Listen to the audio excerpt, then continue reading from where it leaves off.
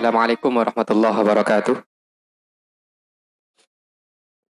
Bismillah, alhamdulillah, wassalatu wassalamu ala sayyidina rasulillah wa ala alihi wa sahbihi wa mawalah amma ba'd.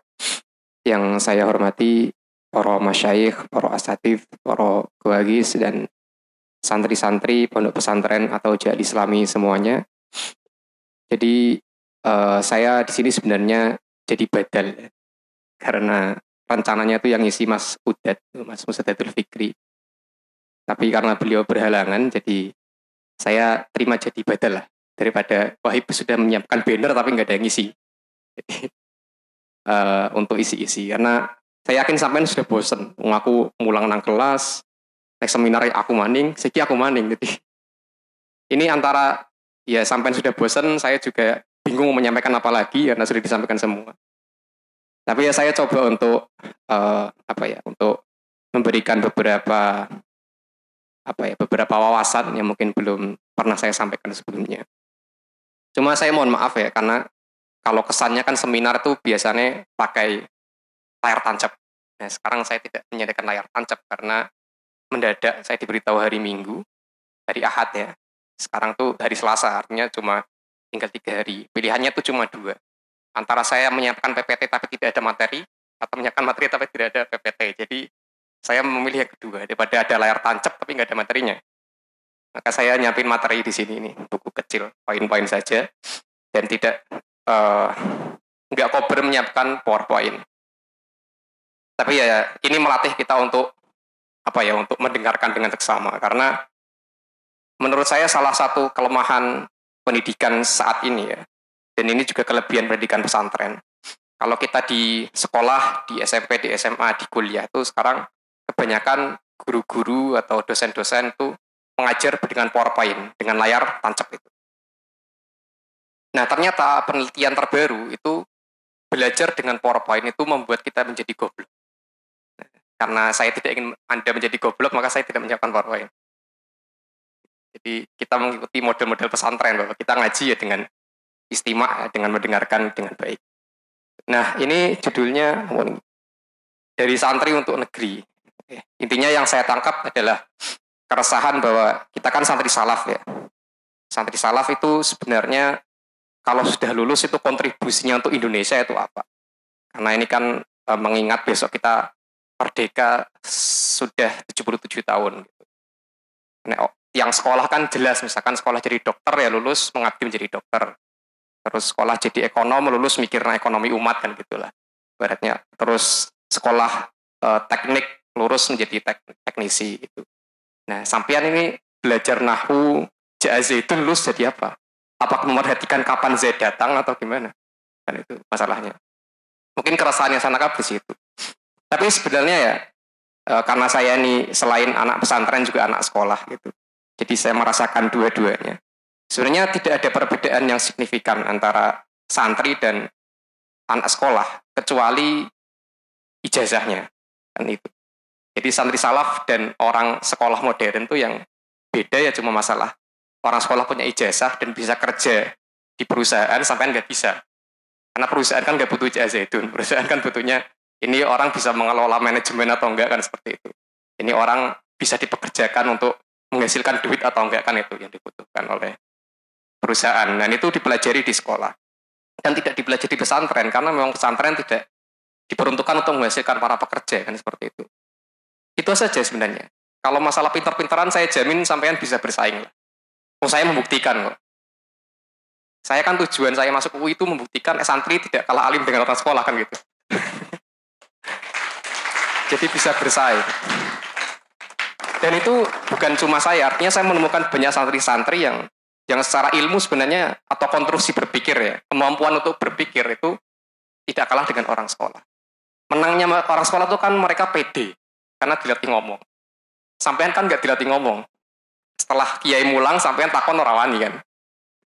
Jangankan di forum Sorogan atau Bandungan dengan kiai. Basul Masail biasanya aja diem. Takror kan diem, kan masalahnya semua itu. Tapi kalau masalah kemampuan berpikir itu sebenarnya ya sama lah. Artinya tidak banyak berbeda. Gitu ya. Malah menurut saya lebih cerdas sampean karena bahasa Arab itu kan lebih ribet dari bahasa Inggris. Bahasa Inggris tuh cuma 3 perubahan. Go, when, gone. Pergi, berarti kalau apa ya, zaman hal itu go. Artinya dia simple tense. Kalau dia fi'il madi berarti dia went. Ya, atau kalau dia verb 3 berarti dia gone. Jadi go, when, gone. Cuma 3. Tasrif sampean berapa? Fi'il madi ini sana 16, fi'il mudhari' 16, belum domir-domirnya. Kalau lebih susah bandingannya. Jadi kalau mau main-main cerdas-cerdasan, harusnya cerdas sampean. Cuma nggak pede gitu. Karena nggak pernah berlatih ngomong, karena terlalu tawaduk lah ibaratnya. Jadi karena terlalu sering tawaduk mendengarkan kiai, maka jadi untuk ngomong tuh nggak pede. Nah, menurut saya itu yang perlu untuk apa ya, untuk kita dorong pertama-tama. Karena kalau kita bicara kontribusi ya, sebenarnya kontribusi untuk negara. Sebetulnya kalau kita santri, lulus terus mengamalkan ilmu itu sudah kontribusi. Karena misalkan kita dilatih untuk misalkan ya dalam hal akhlak misalkan, ya kita dilatih untuk baik dengan tetangga, dilatih untuk menghormati tamu, untuk tidak menyakiti orang lain. Kalau bisa ngomong baik sebaiknya diam kan gitu, hal-hal yang dilakukan. Nah kalau kita mengamalkan itu kan seenggaknya tidak kriminal lah, seenggaknya membantu negara mengurangi kriminalitas kan, tidak narkoba, tidak seks bebas, kan seenggaknya mengurangi beban negara. Ada anak-anak tidak diakui, ada anak-anak narkoba kan harus ngurus negara dan biayanya mahal. Sampean jangan kira ngurus apa orang-orang miskin, orang-orang yang terlantar, orang-orang yang pakai narkoba itu tidak diurus negara, itu diurus negara dan biayanya mahal. Nah, dengan sampean melaksanakan ilmu agama yang baik, berakhlak dengan baik, itu sudah mengurangi beban negara. Jadi gampang saja kontribusi dengan negara itu. Cuma kan masalahnya kita memperingati momentum yang besar sekarang, momentum kemerdekaan Indonesia. Dan tentunya kita sebagai santri harus punya himmah dan punya idealisme bahwa kontribusi kita tidak cukup hanya mengurangi kriminalitas kan gitu. Seenggaknya kita itu apa ya, standar paling rendah lah. Habis ngapa-ngapa macam orang bisa, seenggaknya jangan bikin kerusakan kan gitu.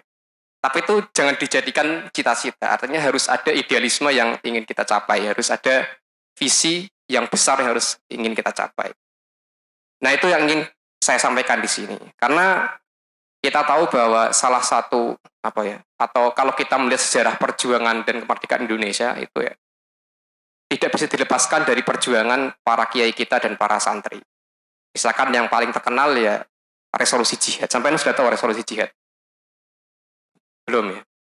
Serius nih, belum tahu. Jadi saya ceritakan sebentar bahwa kalau kita membaca sejarah Indonesia itu kemerdekaan kita tidak bisa dilepaskan dari ijtihad perjuangan para ulama dan tentunya santri-santrinya. Misalkan yang paling gampang itu tanggal 22 Oktober itu kan kita peringati sebagai hari santri. Nah, apa sejarahnya hari santri? Sejarahnya itu adalah setelah Indonesia merdeka 2 tahun itu tahun 46 dan 47. Itu Belanda kembali ke Indonesia karena tidak terima Indonesia merdeka. Jadi ada yang dinamakan dengan agresi militer Belanda 1, agresi militer Belanda 2. Jadi Belanda melakukan agresi, penyerangan ke negara yang sudah merdeka, yaitu Indonesia. Nah, akhirnya perang lagi itu Indonesia dengan Belanda, padahal sudah merdeka di tahun 46 dan 47 itu. Nah, salah satu yang membantu melawan Belanda, karena Indonesia kekurangan tentara dan butuh pasukan untuk melawan Belanda. Akhirnya pada tanggal 22 Oktober itu Kiai Haji Hashim Asy'ari itu mencetuskan yang namanya resolusi jihad, bahwa melawan Belanda adalah kewajiban seluruh umat Islam di Indonesia karena untuk mempertahankan kemerdekaan NKRI. Maka setelah itu santri-santri akhirnya ikut berjuang, terutama santri-santri yang di Jawa Timur, yang di Surabaya saat itu. Nah, salah satu momentumnya adalah Hari Pahlawan itu 10 November. Yang Bung Tomo itu menyiarkan perjuangannya dengan Allahu Akbar, Allahu Akbar, Allahu Akbar. Itu jangan kira dia terinspirasi sendiri, tapi dia konsultasi dengan Kiai Haji Hashim Asy'ari. Bahkan wakilah ya, konon katanya 17 Agustus itu bisa menjadi hari proklamasi karena Soekarno mengutus utusan untuk berkonsultasi dengan Kiai Haji Hashim Asy'ari kapan sebaiknya merdeka. Nah, utusan itu datang pada tanggal 8 Agustus 1945, itu awal Ramadan. kan 17 Agustus 1945 itu bertepatan dengan 9 Ramadan. Nah, di awal Ramadan tanggal 8 Agustus itu ada utusan datang ke Kiai Haji Hashim Asy'ari untuk bertanya kira-kira kapan sebaiknya proklamasi dilakukan. Nah, Mbah Hashim akhirnya menyatakan sebaiknya dilakukan di hari Jumat. Akhirnya terjadilah 17 Agustus 1945. Jadi kalau kita bicara kemerdekaan itu tidak pernah bisa dilepaskan dari perjuangan dan istiadat para ulama dan santri. Karena itu, misalkan kita juga kalau lihat Piagam Jakarta ya, sampean tahu Piagam Jakarta? Piagam Jakarta itu adalah rumusan Pancasila yang belum disahkan, beratnya, tapi sudah menjadi calon dasar negara sebelum menjadi Pancasila.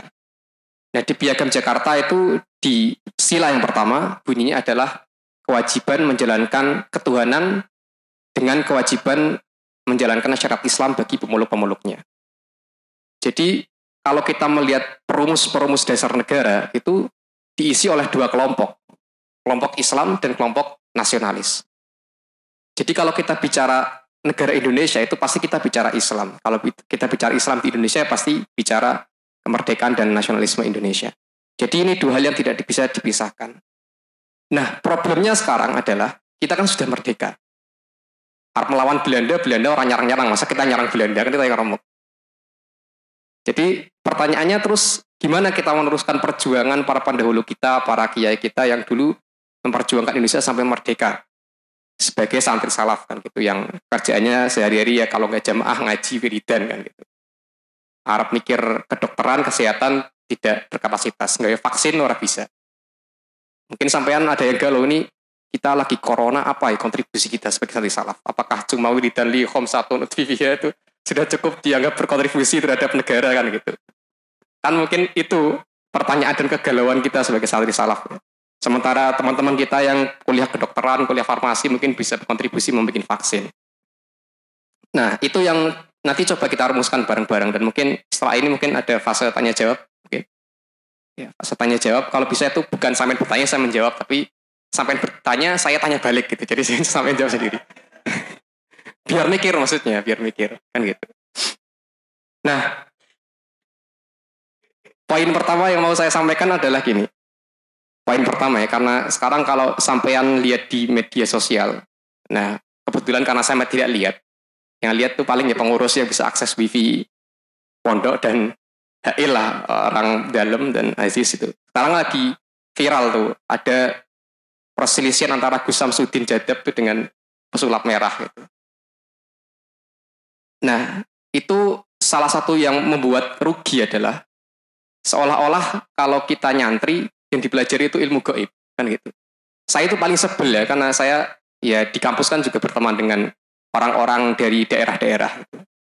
Saya paling sebel kalau ada orang tahu saya mondok, saya belajar ilmu Islam gitu, terus ditelepon disuruh nyuwuk orang kesurupan, itu saya paling sebel. Saya di sini belajar alfiyah, belajar fikih kok tiba-tiba disuruh nyuwuk orang kesurupan, kan mangkel sampean. Mangkel enggak? Kita nggak pernah belajar ilmu hikmah, nggak pernah belajar perdukunan, tiba-tiba disuruh nyuwuk. Atau disuruh ada orang mimpi, ini tafsir mimpinya apa? Nah, itu saya nggak tahu. Kok bisa ditanya tafsir mimpi itu? Saya belajarnya nahwu dan lain-lain, dan pikir kan mangkel ya. Mangkel nggak? Nah, karena itu kita butuh untuk mengkonstruksi sebenarnya santri itu apa dan siapa posisinya di Indonesia. Dan harus kita perkenalkan gitu kepada orang di luar pesantren. Nah, saya membuat satu poin penting ya. Membuat satu poin penting bahwa karena kalau kita mau berkontribusi, kita kan harus mengenal diri sendiri.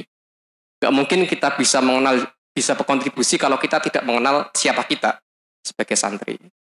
Kan kaidah yang penting itu kalau yang sering kita dengar di NU ya, kita itu al-muhafadzatu alal qadimis sholih wal akhdhu bil jadid al aslah. Kita itu kontribusinya adalah menjaga tradisi lama yang bagus dan mengambil sesuatu baru yang lebih bagus. Nah, salah satu cara menjaga kan kita harus tahu tradisi kita itu apa saja yang bagus. Kan gitu. Apa saja yang boleh berubah, apa saja yang tidak boleh berubah. Nah, kalau kita tidak mengidentifikasi, mengidentifikasi bahasa kitabnya apa? Ya tidak meraba-raba lah intinya, tidak mencari tahu apa tradisi-tradisi yang bagus yang bisa kita pertahankan dan bisa kita perkenalkan, ya kita nggak bisa melaksanakan kaidah ini. Nah, karena itu yang pertama, mari kita identifikasi dulu. Santri itu perannya apa? Setelah saya bertafakur, setelah saya mikir-mikir, saya menemukan satu poin bahwa santri itu harus, atau kita harus menganggap diri kita sebagai, bahasa kerennya itu intelektual. Sebagai apa? Intelektual. Artinya bukan dukun, bukan cuma apa ya, bukan cuma orang yang polos, yang husnudon, semua orang baik dan tidak punya peran apa-apa gitu. Tapi kita punya peran sebagai namanya intelektual. Nah, tanamkan itu. Tanamkan itu. Jadi kita adalah kaum intelektual. Nah, apa itu intelektual? Bukan permasalahannya. Apa itu intelektual? Jadi kalau kita baca ya di Arab misalkan, bahasa Arab intelektual itu dibahasakan dengan kata muthaqaf. Thaqafun itu berarti para intelektual, kaum intelektual. Nah, di bahasa Arab thaqifa, thaqafa syai' itu artinya berarti hadzabahu atau allamahu. Kalau ada orang dikatakan thaqifa ar-rajul asyai'a berarti ta'allamahu sari'an, berarti dia mempelajari itu dengan cepat. Jadi kalau kita bicara intelektual, itu dari kata intelektual dari Perancis, itu berarti merujuk pada kaum yang menggunakan pikirannya atau punya kapasitas untuk berpikir. Nah, jadi kaum-kaum atau orang-orang yang bekerja dengan pikirannya itu dinamakan dengan kaum intelektual. Nah, kira-kira santri itu kerjanya dengan pikiran atau dengan otot?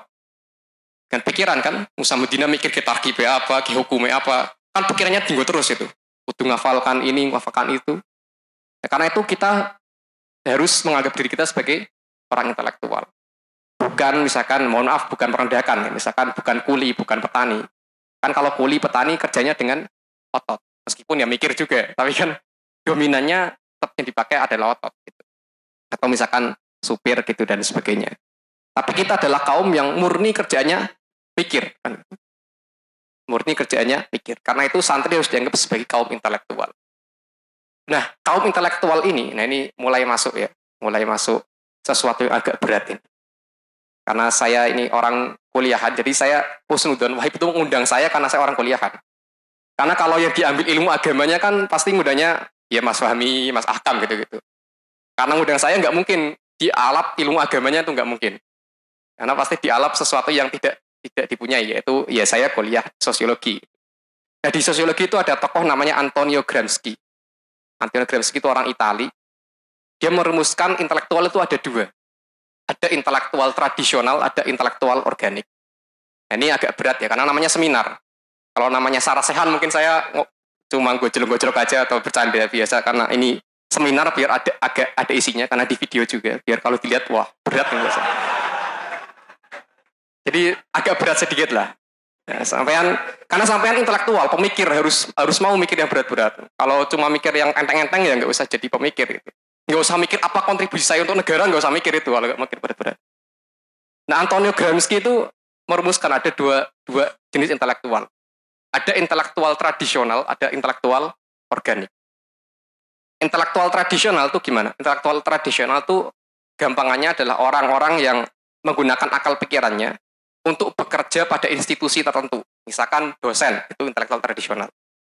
Terus, apa lagi? Orang alim yang kerjanya cuma ngajar dan cuma nulis buku, nulis kitab, itu namanya intelektual tradisional. Artinya mereka adalah intelektual yang jauh dari masyarakat.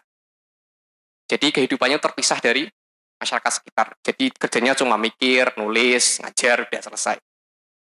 Ada yang kedua adalah intelektual organik. Intelektual organik itu adalah orang intelektual yang lahir di tengah-tengah masyarakat.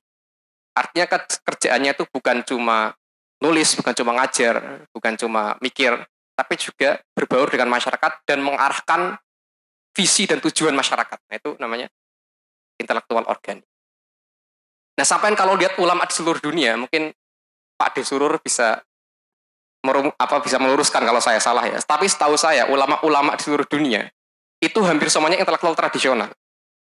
Karena misalkan saya tidak menemukan ada siapa misalkan Syekh di Mesir atau Syekh di Saudi, disewani, dimintai permasalahan ini saya punya utang banyak.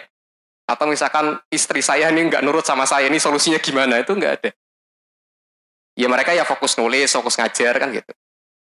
Nah, intelektual tradisional itu kebanyakan ulama-ulama itu. Tapi kalau kita lihat ulama kita, para kiai kita, itu mereka bukan intelektual tradisional, tapi intelektual organik. Karena mereka mikir yang ngaji, ya mikir masalah umat. Nah, kita semua sebagai santri kan dididik seperti itu, bahwa kita diajari di pesantren, nanti pulang ilmu kita pasti digunakan di masyarakat. Kita berbaur dengan masyarakat. Mungkin kekurangannya ya kita jarang menemukan misalkan kiai-kiai kita yang punya karangan ilmiah yang banyak gitu, karena ya memang ngurusi masyarakat, ngurusi orang. Nah, tapi kelebihannya adalah kita jadi punya kesempatan untuk berbaur dengan masyarakat dan mengeluarkan gagasan kita ke masyarakat. Nah, itu yang perlu dipegang untuk sekarang ini, bahwa kita santri ini dididik untuk menjadi intelektual organik. Intelektual organik. Jadi apa yang kita pelajari di pesantren, ilmu-ilmu yang kita pelajari di pesantren, kita bawa nanti ke rumah untuk kita sampaikan ke masyarakat. Dan nyampaikannya karena kita bukan intelektual tradisional, ya nggak harus lewat majelis. Kan nggak semua sampean jadi kiai mungkin ya. Mungkinnya jadi kiai beberapa lah. Tapi apakah dengan tidak menjadi kiai sampean berhenti sebagai intelektual? Kan tidak. Jadi intelektual itu nggak harus seperti saya ini, ngisi seminar, nggak harus seperti itu. Intelektual itu ya berarti organik ya, dia bisa bekerja di masyarakat dan menyampaikan gagasannya dengan cara ngopi-ngopi lah dengan misalkan dengan tetangga nih, terus sampean menyampaikan sedikit-sedikit gagasan-gagasan yang menurut sampean memang perlu untuk disampaikan. Itu yang pertama, yang perlu sampean pegang terlebih dahulu. Jadi santri adalah apa sebagai intelektual organik. Jadi awas nih sampean balik-balik kok anda buka perdukunan tuh berarti intelektualnya agak dipertanyakan itu. Ya.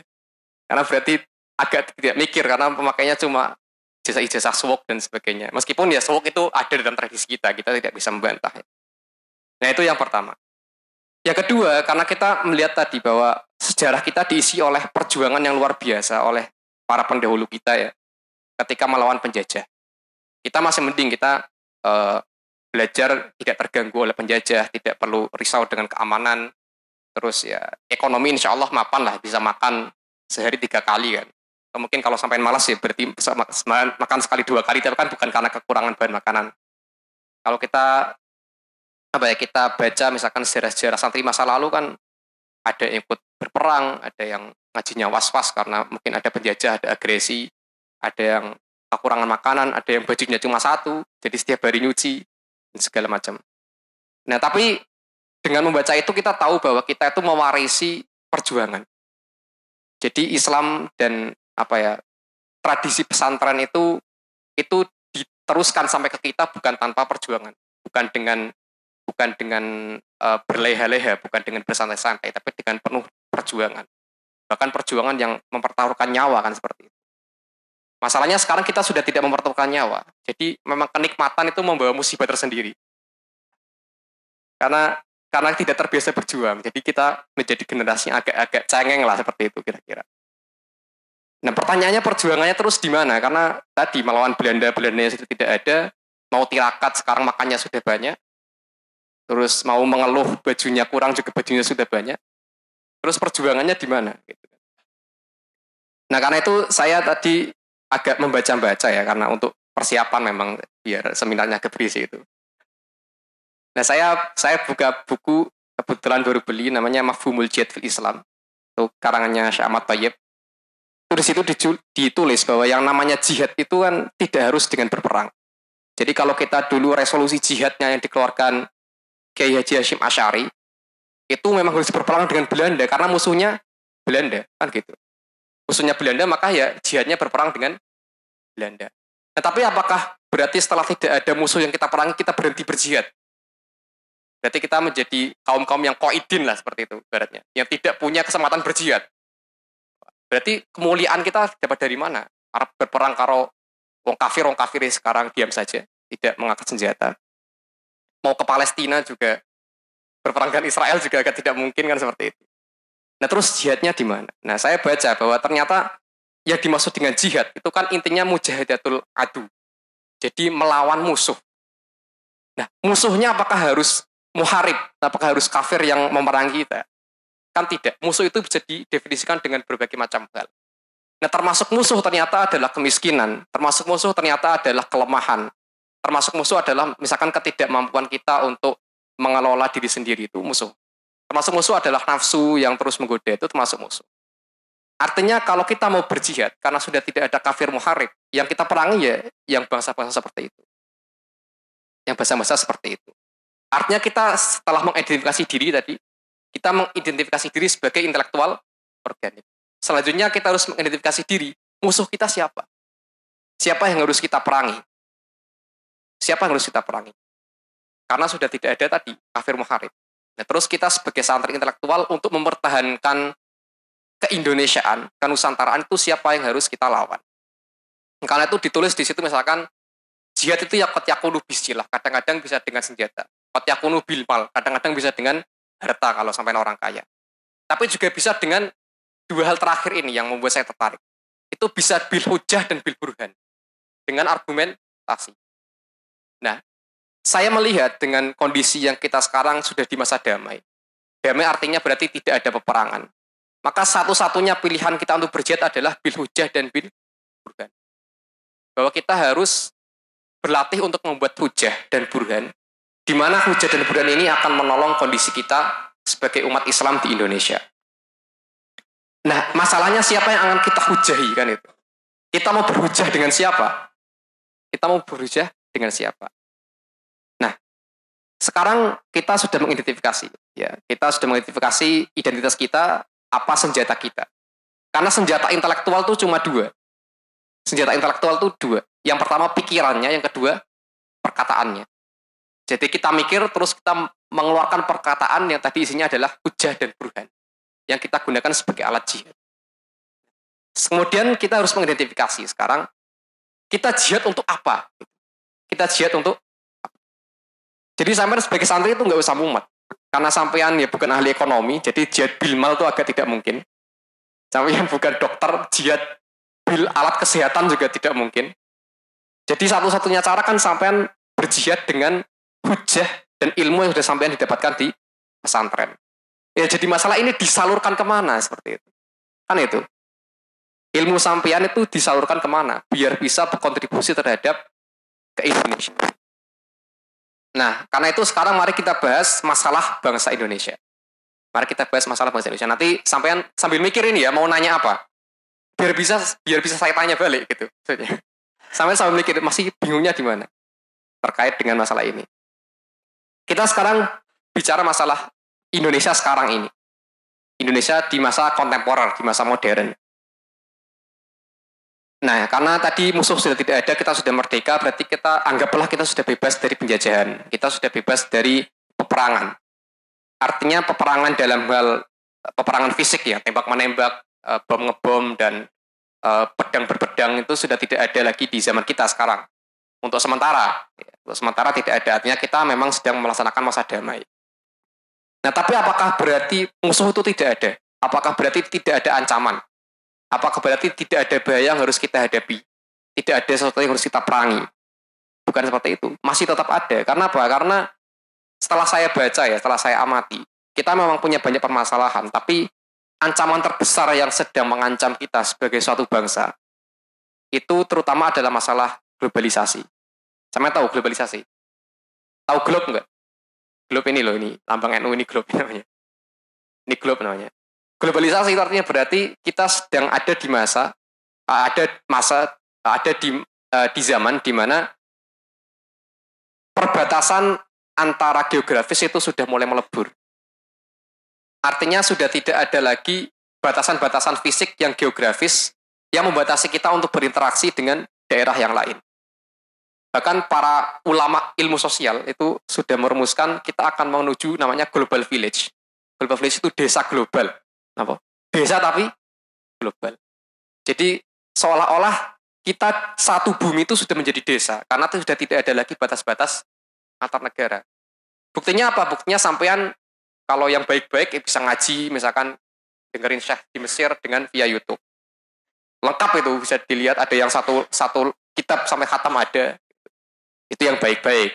Sampai bisa mendengarkan ceramahnya orang dari Amerika, bisa mendengarkan pidatonya orang dari Amerika, bisa mendengarkan berbagai macam materi dari luar negeri dengan tanpa halangan.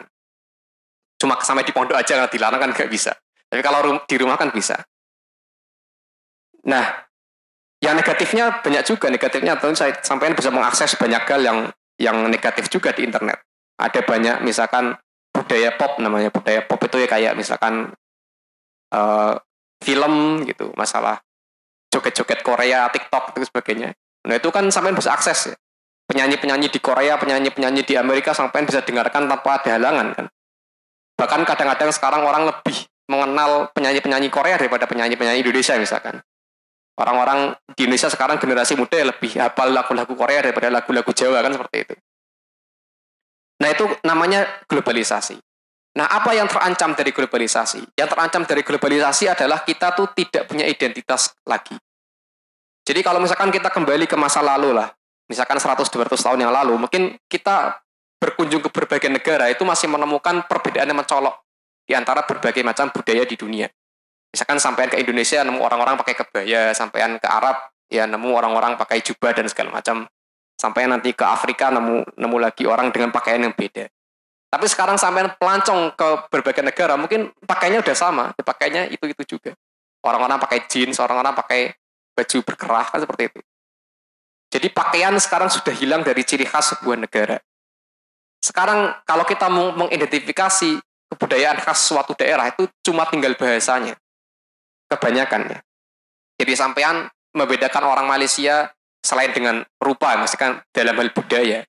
Membedakan orang Amerika, membedakan orang Indonesia, orang Malaysia, orang Saudi itu misalkan. Itu cuma bahasanya. Tapi dari segi budaya yang lain-lain sama. Tontonannya sama-sama Hollywood, sama-sama Avenger, dengerinnya sama-sama BTS, sama-sama lagu-lagu Korea. Jadi di banyak hal kebudayaan yang lain, bukannya juga sama-sama TikTok. Terus kalau mau gaya-gayaan juga sama-sama pakai jas, pakai jeans. Jadi ya beda cuma bahasanya. Nah mungkin suatu saat bahasa juga akan hilang. Karena sekarang di Arab sudah tidak ada orang bisa bahasa Fusha misalkan. Sampean masih bisa Nusana Canaka. Gak bisa kan? Adik-adik sampean mungkin sekarang mulai berbahasa Indonesia kayak adik saya itu juga. Saya dulu kalau pas lagi masa kecil ya pakainya bahasa ngapa. Tapi sekarang sudah mulai hilang. Nah mungkin suatu saat bahasa ini juga akan hilang. Nah itu ancaman karena semakin ke sini kita semakin kehilangan identitas. Apa masalahnya kalau kita kehilangan identitas atau kehilangan dasar kebudayaan kita? Maka kita tidak punya tempat berpijak.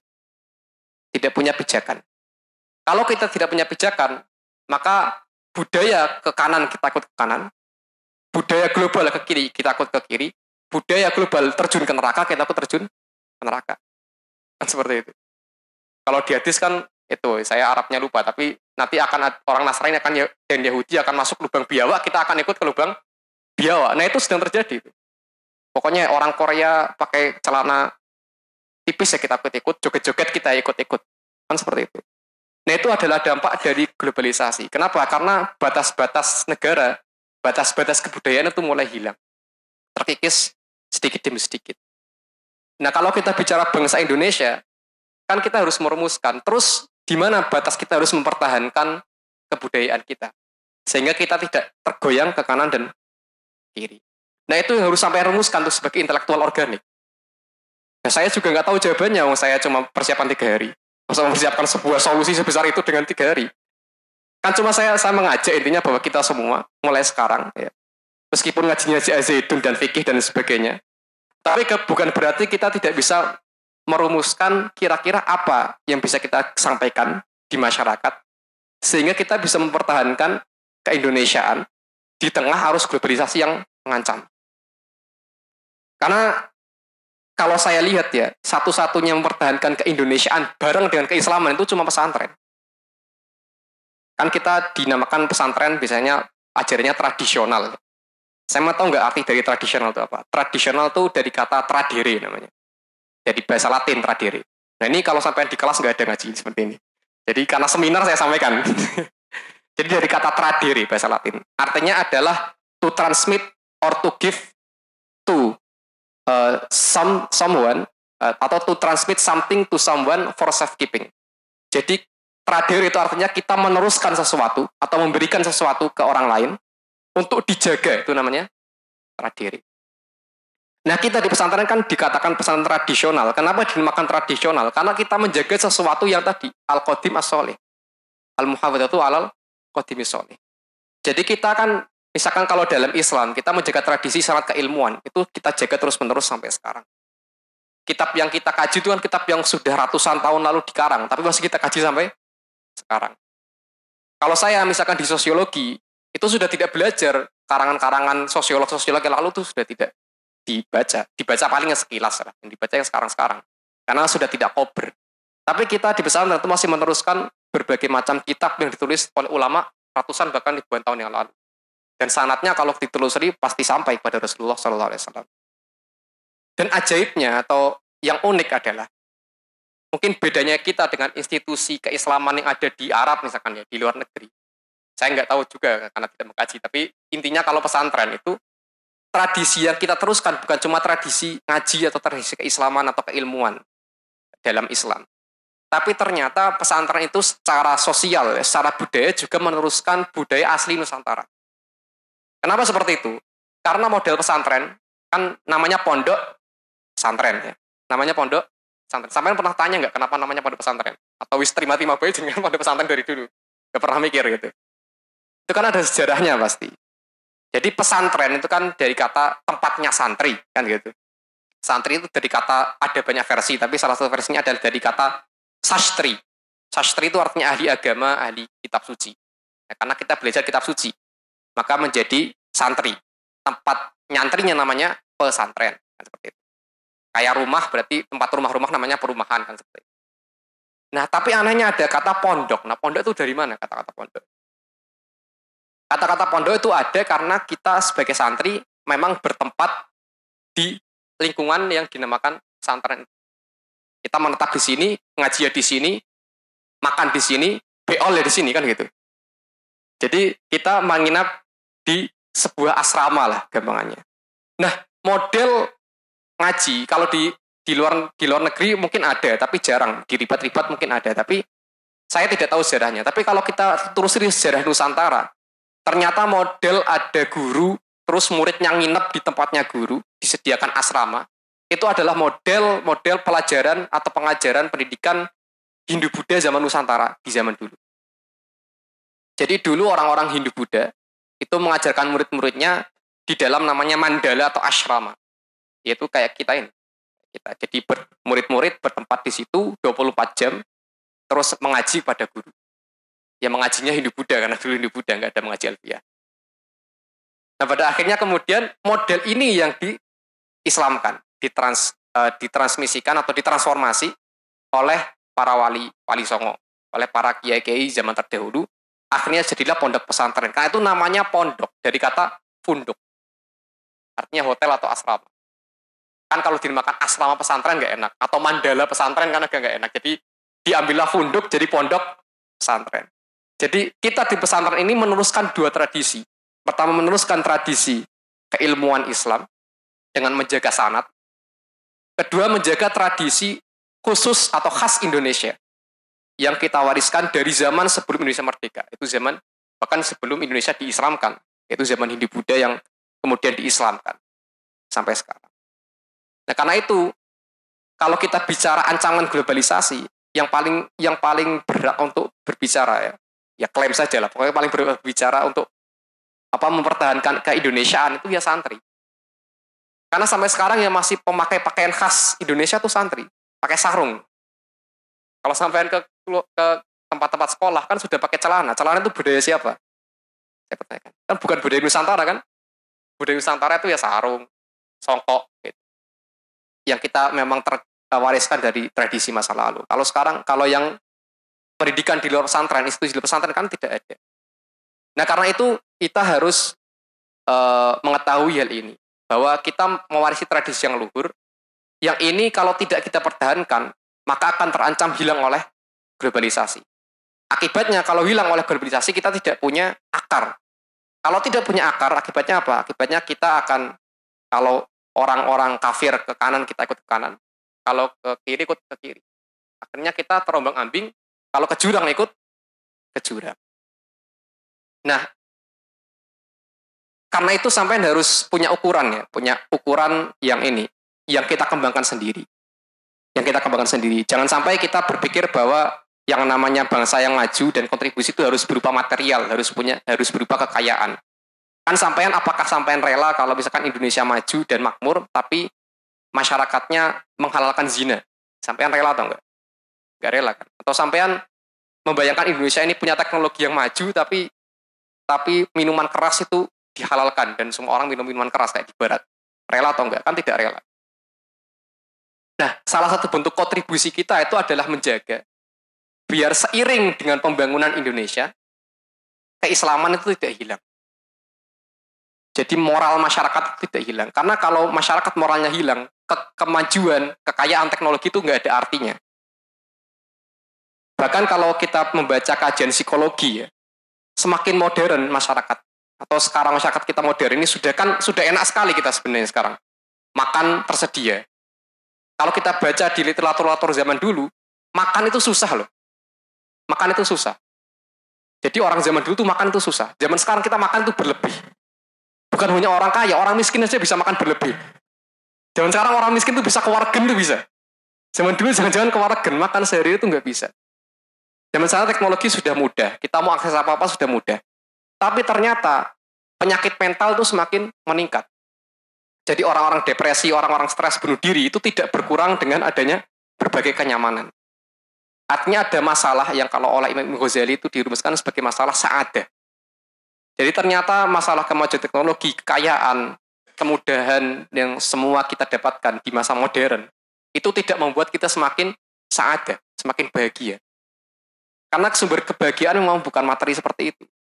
Sumber kebahagiaan itu ya kayak sampean itu. Kalau kata Gus Bak, utang masih bisa guyu-guyu, masih bisa ceria, padahal banyak tekanan itu kan definisi bahagia. Nah, sa'adah itu yang harus kita coba tawarkan kepada masyarakat.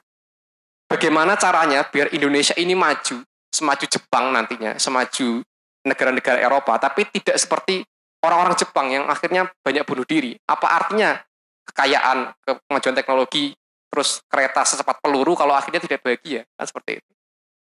Apa artinya? Nah, kita menjaga biar Indonesia itu ya, selaras dengan globalisasi, tetap pada track yang sudah dirumuskan oleh para pendahulu kita, oleh para nenek moyang kita. Nah, itu harus kita perjuangkan. Sebagai apa? Sebagai intelektual organik tadi. Artinya kita harus membawa gagasan, harus mau mikir apa solusinya dengan segala macam tantangan global. Kita tetap bisa mempertahankan keislaman. Nah, itu harus saya rumuskan. Saya tidak bisa memberikan jawaban sama saja. Oh, memang kita sedang berpikir, kita sedang dalam proses itu. Pun. Nah, terakhir, sekarang kita memikirkan strategi yang agak real ya kan. Kalau tadi mungkin agak abstrak. Sekarang strategi realnya apa? Biar tadi kita bisa merumuskan masalah ini bersama-sama. Strategi realnya, pertama sampean harus PD menjadi subjek. PD menjadi subjek. Jadi di rumus sosiologi itu ada individu itu kalau mau bebas harus menjadi subjek, bukan menjadi objek. Artinya apa? Objek itu artinya sesuatu yang dikendalikan. Nah, sekarang kita itu mengalami kemajuan teknologi, tapi kebanyakan kita itu adalah objek. Jadi kita tidak menggunakan HP yang menggunakan kita. Kita tidak menggunakan internet, tapi internet yang menggunakan kita. Karena sampean jangan pikir ya, kalau kita membuka HP, membuka Instagram, media sosial, itu kita membuka atas keinginan diri sendiri. Tidak. Karena orang-orang di media sosial itu sudah melakukan penelitian gimana cara membuat orang kecanduan. Nanti kalau sampean pulang ya, kalau punya internet, kalau di sini jangan. Nanti diadir sama Wahid. Kalau pulang, ini biar bermanfaat, dimanfaatkan waktu kebebasan itu. Sampean cari film dokumenter namanya Social Dilemma. Social Dilemma itu membuka semua rahasia perusahaan di balik Facebook, di balik media-media sosial itu, bahwa mereka membuat media sosial biar orang yang membuka itu kecanduan. Jadi kita tuh sebenarnya tidak memilih scroll Instagram, scroll TikTok tuh nggak milih. Karena kita memang sedang dirasuki oleh hal itu. Jadi kita kebanyakan jadi objek dari HP, dari internet. Karena itu kalau saya pergi ke sini, ke pondok itu nggak bawa HP. Itu biar melatih jadi subjek gitu maksudnya. Biar saya menggunakan HP tidak digunakan oleh HP.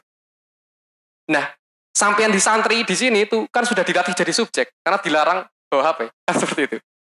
Jadi itu hikmahnya kalau kita membaca kata ahli hikam tuh al-manu ainul atok. Jadi sama itu dicegah dari menggunakan HP itu sebenarnya pemberian dari pondok biar sampean jadi subjek, tidak terkecanduan oleh internet. Nah, kalau pulang jangan kecanduan tapi. Jadi harus diteruskan itu. Nah, cara menjadi subjek itu gimana? Kenapa kita harus menjadi subjek dulu ya? Kenapa kita harus menjadi subjek? Karena tadi, kalau kita menjadi objek, berarti kita dikendalikan. Kalau kita dikendalikan, berarti selamanya kita tidak bisa merubah keadaan kita. Gimana cara mengubah keadaan menjadi lebih baik kalau kita dikendalikan? Berarti kan kita harus jadi subjek, harus mengendalikan. Nah, problemnya sekarang, doktrin yang berkembang secara internasional di seluruh dunia adalah semua orang tuh harus bebas. Doktrin liberal lah, liberty. Semua orang harus bebas. Jadi nggak mau diatur sama agama, nggak mau diatur tutup aurat karena ya pakaian saya terserah saya mau telanjang terserah saya mau pakai jilbab terserah saya. Nah, doktrin kebebasan itu yang sekarang sedang berkembang. Dan sampean itu harus lawan. Kenapa? Karena kebebasan yang berkembang sekarang, yang diyakini oleh banyak orang di seluruh dunia, itu kebebasan palsu. Kenapa kebebasan palsu? Karena doktrinnya adalah saya harus boleh melakukan apapun yang saya mau. Artinya apa? Artinya akhirnya orang itu sebenarnya tidak bebas, tapi jadi budak dari nafsunya sendiri. Dan lebih parahnya, sebenarnya dia tidak mengikuti keinginan sendiri, tapi mengikuti keinginan perusahaan-perusahaan yang mengekspos dia dengan berbagai macam produk kan gitu. Ya tadi itu contohnya, media sosial. Sebenarnya kita tidak milih secara bebas untuk menggunakan media sosial. Tapi karena kita terpapar, kita nggak mau memakai internet. Karena saya tanya, sampean bisa nggak memilih hidup di dunia ini sekarang tanpa pakai media sosial? Tanpa pakai WA, bisa nggak? Itu pilihan atau paksaan kira-kira? Paksaan kan? Sampean lagi buka-buka YouTube, lagi buka-buka Instagram, tiba-tiba ada gambar-gambar yang membuka aurat gitu misalkan. Itu kira-kira sampean pilihan atau paksaan itu? No? Bebas no, terpaksa lihat, macam dipapar kan? Kan seperti itu. Ya FYP itu. Kira-kira FYP itu pilihan atau paksaan? Paksaan kan? Artinya kebebasan yang sekarang beredar, seolah-olah kita bebas memilih dengan keinginan kita sendiri itu sebenarnya halusinasi, itu sebenarnya tipuan-tipuan aja lah, dunia tipu-tipu itu. Nah, karena itu kita harus menyadarkan sebagai santri, karena kita sudah dilatih sebagai subjek di sini, tidak mengikuti keinginan nafsu. Artinya kita harus sampaikan bahwa yang namanya kemerdekaan yang hakiki, kebebasan yang hakiki itu ya kita tunduk pada kehendak Allah, bukan pada kehendak nafsu. Nah, ide seperti itu kan kalau bukan di pesantren, di siapa lagi yang menyampaikan? Masa menyampaikan orang sosiologi? Kan tidak mungkin. Masa orang sosiologi ngomong sampean harus menjadi hambanya Allah biar merdeka seutuhnya? Kan itu bukan ranahnya orang yang kuliah di akuntansi gitu. Ya ranahnya orang-orang kayak sampean ini yang ngajinya tasawuf, ya. Yang kerjanya sehari-hari ya wiridan, mau dangdutan susah karena tidak ada akses, mau mendengarkan BTS ya tidak bisa karena tidak ada akses. Karena dicegah tadi, tapi ya ternyata al-manu itu ainul atok. Sebenarnya sampean sedang dilatih untuk menjadi subjek. Karena kan kalau kata orang Arab, syair Arab, seorang hukama itu kan ada peribahasa, ada istilah al-hurru itu abdun matoma, wal abdu hurrun makona. Jadi orang merdeka itu sebenarnya hamba kalau dia terus tomak, karena dia tidak bisa menghentikan keinginan nafsunya sendiri. Tapi hamba, seorang budak itu dia merdeka selama dia menerima apa yang ditentukan oleh Tuhan, makona. Itu. Nah, itu harus disampaikan bahwa kalau kita mau benar-benar merdeka, mau jadi subjek dan menentukan apa masa depan kita pertama-tama harus membebaskan diri dari segala hawa nafsu yang atau mulhiyat lah memangnya, mulhiyat yang dipaparkan oleh dunia modern saat ini. Nah, itu PR kita, merumuskan gimana caranya itu PR kita. Karena kalau bukan sampean siapa lagi? Kalau bukan santri ini siapa lagi? Kalau bukan yang ngaji masalah Islam itu siapa lagi yang punya andil dalam masalah rohani, masalah spiritual ya siapa lagi kalau bukan kita. Nah, itu penting, jangan kira tidak penting. Karena kalau tugas ini tidak ada yang melaksanakan ya akhirnya seluruh bangsa ini menjadi objek di tengah globalisasi. Akhirnya yang namanya kemerdekaan itu nggak ada artinya karena kita merdeka dari musuh, dari penjajahan secara fisik, tapi kita jadi budak dari nafsu, dari konsumerisme, dari mulhiyat, dan segala macam. Nah, karena besok kita merdeka, memperingati kemerdekaan, maka kita harus berusaha sebagai santri bukan hanya memerdekakan bangsa dari penjajah, tapi memerdekakan bangsa ini dari segala macam mulhiyat tadi. Biar kita benar-benar menjadi orang merdeka yang kafah. Orang merdeka yang kafah. Nah, satu lagi ya, mungkin ini untuk tambahan. Yang saya lihat tuh uniknya mungkin kita belajar bahasa Arab. Di bahasa Arab itu kan ada kata maula. Ada kata apa? Maula. Maula itu kan punya dua arti. Dalam arti yang pertama tuh bisa bermakna sayyid atau malik. Kayak kita bilang Allahu maulana, berarti Allah itu sayyid kita, Allah itu tuan kita. Tapi maula juga bisa berarti budak yang dibebaskan. Budak yang sudah dibebaskan itu namanya maula. Kayak misalkan kita bilang Zaid bin Harithah itu maula Rasulillah. Zaid bin Harithah itu maulanya Rasulillah. Artinya budak yang dibebaskan oleh Nabi Muhammad. Nah, itu ada filosofinya. Filosofinya artinya itu. Kalau kita mau jadi sayyid, kita harus membebaskan diri kita dulu. Jadi dari budak menjadi kebudak. Dari budak nafsu ke budak Allah. Baru kalau kita jadi hamba Allah, kita benar-benar menjadi merdeka. Kan itu filosofinya. Nah, sekarang cara detailnya adalah gimana? Caranya menurut saya kalau paling gampang, berarti pertama sampean harus banyak baca. Itu yang pertama. Jadi setelah kita mengidentifikasi diri, kita tahu masalahnya tadi, kita itu intelektual organik, kita punya visi atau misi untuk membawa gagasan keislaman, supaya menyelamatkan bangsa Indonesia ini dari godaan dan ancaman globalisasi itu tadi. Nah, caranya gimana? Biar kita bisa merumuskan itu tadi. Nah, nanti kita rumuskan bersama-sama. Tapi strateginya adalah pertama harus banyak baca. Harus banyak baca. Jadi, kalau sampean pulang ke rumah, nanti usahakan baca buku yang kira-kira bisa menambah wawasan kita. Jadi, kalau mau idealis ya, kalau mau nggak idealis, yang penting kita berkontribusi dengan cara tidak bikin kriminal ya cukuplah. Sementing sampean yang diajarkan di pondok diamalkan. Tapi kalau mau idealis, mau ikut andil dalam perjuangan global ya harus tadi. Pertama banyak baca. Kalau mau rekomendasi sebelum pulang nanti bisa konsultasi ke saya. Kalau saya ada bukunya saya pinjamkan, tapi harus balik. Kalau nggak ada nanti saya carikan. Gitu. Yang kedua, berlatihlah untuk tadi mengeluarkan gagasan kita. Jangan takut, harus pede.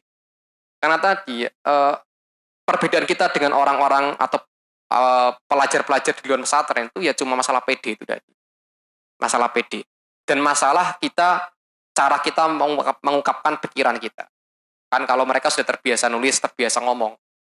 Sampean ini biasakanlah ngomong, biasakanlah nulis. Kalau kemarin kayaknya udah ada lomba esai itu ya. Sudah pernah ada lomba esai. Nah itu dilanjutkan lah. Dilanjutkan insya Allah nanti kalau ada kesempatan ya kita bikin seminar menulis bersama. Karena menulis itu penting sekali. Dan belajar ngomong juga penting. Nanti sampean cari kira-kira bakat saya ini lebih ke bakat ngomong atau bakat nulis. Kalau tidak bakat dua-duanya jadi ahli wiridan. Ya. Menjaga jadi paku bumi ini nggak apa-apa lah. Gitu. Nah yang terakhir saran yang bisa saya berikan adalah kita karena santri dan bergerak atau dinaungi oleh Nahdlatul Ulama, maka kalau bisa setelah pulang aktif di NU. Aktif di NU. Karena itu cara paling strategis atau paling nyata agar kita bisa menyampaikan gagasan kita tapi dalam gerakan yang pasti atau gerakan yang nyata adanya. Yaitu NU. Karena NU itu sudah punya organisasi, ada banyak, terserah sampai mau masuk Banser monggo, masuk Ansor monggo, mau masuk organisasi di NU yang lain monggo, ada banyak. Ada Les Bumi, ada banyak lah, ada banyak organisasi turunan NU. Karena sekarang NU itu yang dipimpin sekarang oleh Pak D saya ya, karena ini Pak D saya, jadi saya berhak menyampaikan. Sekarang sedang bahasa Inggris itu mengadres itu apa ya? Sedang mengarahkan atau sedang mengarahkan gerakan-gerakan Islam di NU itu digerakkan untuk memikirkan peradaban. Bahkan Pak D saya ini menginisiasi adanya R20 atau Religion 20. Apa itu R20? R20 itu forum yang mengumpulkan 20 negara Islam untuk memikirkan bareng-bareng solusi supaya negara Islam itu bisa survive, bisa bertahan, bahkan maju di peradaban global. Nah, 5 hari yang lalu itu sudah dimulai halakoh fikih peradaban namanya. Jadi NU sekarang sedang menginisiasi halakoh fikih peradaban yang digelar rencananya 250 halakoh. Halakoh pertama itu diadakan kemarin di Krapyak. Diadakan di Krapyak membahas fikih siasa NU dan realitas peradaban. Berat-berat bahasanya, memang harus berat. Nah, nanti ada 250 yang rencananya diadakan di berbagai daerah. Nah, saya tidak tahu apakah mungkin kita bisa melobi untuk diadakan di sini. Halakoh peradaban bisa nanti coba. Baik. Ya tapi syaratnya itu harus pede. Sampai mikir peradaban kok cuma ngomong orang pede ya gimana caranya? Harus melatih itu. Nah, itu sedang dilakukan oleh NU. Karena itu kita harus memanfaatkan fasilitas itu. Kita santri didaungi oleh NU dalam akidah yang dikembangkan Ahlussunnah wal Jamaah Nahdiyah, maka kalau pulang usahakan aktif di NU. Kecuali sampean mau jadi wali yang uzlah itu beda lagi. Tapi kalau mau aktif di masyarakat, punya peran santri untuk negeri itu ya berarti saya sarankan aktif di NU dan ikut berkontribusi. Itu ya. Terus terakhir salah satu maziyah yang kita punya sebagai seorang santri. Tadi kan kita sudah bicara kita tuh santri secara kecerdasan, intelektual, pikiran tidak kalah dengan pelajar di luar pesantren. Itu satu. Tapi kita juga masih punya kelebihan lain. Yaitu kelebihannya adalah kita bukan cuma berpikir, tapi kita berzikir. Itu salah satu semboyan di dalam PMI itu. Zikir amal soleh gitu. Jadi ada zikir, ada fikir amal soleh. Nah itu maziyah yang harus kita jaga. Dan kita harus pede dengan hal itu. Masa kita sudah zikir, itu kalah pedenya dengan orang yang tidak zikir. Kita sudah punya hubungan sama Allah dulu, pencipta alam semesta itu. Kalau kalah pede dengan orang yang tidak zikir kan bahaya. Ya enggak? Masa sampean kalah pede dengan orang yang tidak zikir. Karena itu sampean harus pede dan harus mengubah mindset kemacoan. Jadi kalau dulu maco itu berarti punya fisik yang kekar, terus playboy dan bad boy dan segala macam. Sekarang kita harus mengubah mindset kita kemacoan atau kelelakian kita harus diubah mindset. Nah ini sekali lagi saya mendengarkan dari riwayat dari Pak D saya ya. Sami'tu an Kholi, Syekh Yahya Khalil Stakuf, annahu qala sami'tu anil Habib Zain bin Sumed, annahu qala man laisa lahu dzikrun laisa lahu dzakarun. Jadi orang yang tidak punya zikir tidak punya zakar. Jadi orang-orang pelajar di luar santri, mereka tidak zikir, mereka tidak punya. Masa sampean tidak pede bertarung dengan orang yang tidak punya? Ya, jadi sampean harus pede mulai sekarang menggagaskan atau melakukan gagasan-gagasan kita tentunya dengan proses. Nah, sekarang setelah ini saya akhiri, kita rumuskan bareng-bareng, silakan tanya biar saya bisa tanya balik. Terima kasih. Assalamualaikum warahmatullahi wabarakatuh.